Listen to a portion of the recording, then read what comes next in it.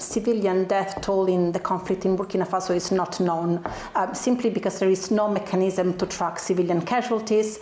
There are figures available by ACLED, for example, which show that up to 10,600 civilians have been killed in the conflict since 2016, so since the beginning of the conflict. However, this might likely be a gross undercount because many incidents, they just go underreported. So according to our research, we have documented 57 incidents resulting in the killing of over 1,800 civilians by both parties to the conflict. Of these 1,800 people, 1,200 were killed by security forces and VDPs.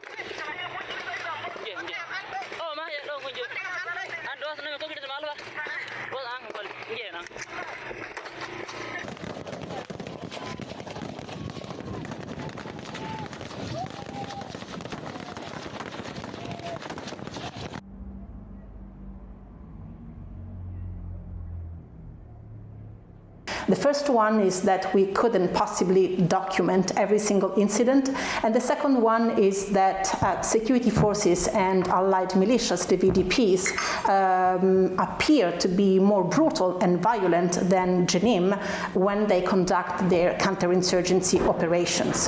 Also, this could well be a regional trend because in Mali, for example, ACLED has documented that security forces were responsible for more killings of civilians than armed Islamist groups. So this is not probably just isolated anomaly, but it's more like a regional pattern with many questions being raised here and concerns regarding the conduct and discipline of the military forces.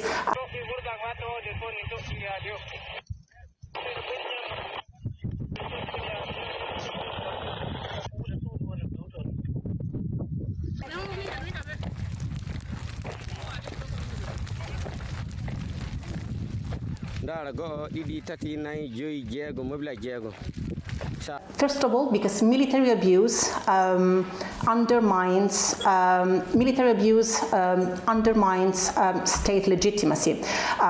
So, for example, when the military, which is supposed to protect the population, becomes a source of violence, then the community immediately loses trust in the state institutions, and this also weakens the relation and the necessary cooperation between civilians and state institutions, which is important in counterinsurgency efforts, for example, on sharing intelligence or putting in place early warning systems.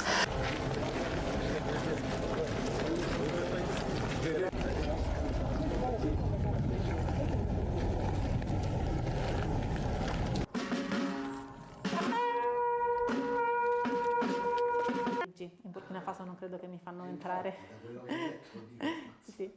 No, parto domani per Parigi, è lì che...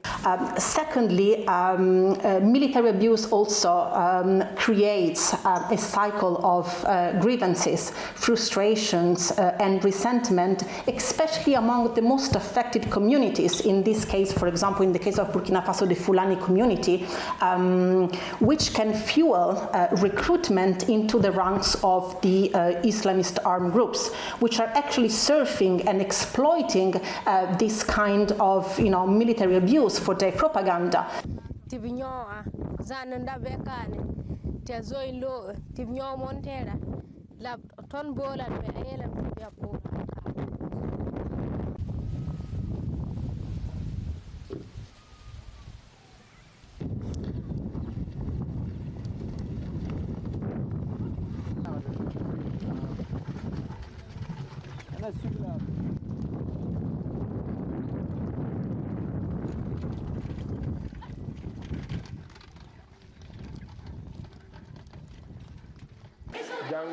policy. Eh, beh, già una piccola nella capacità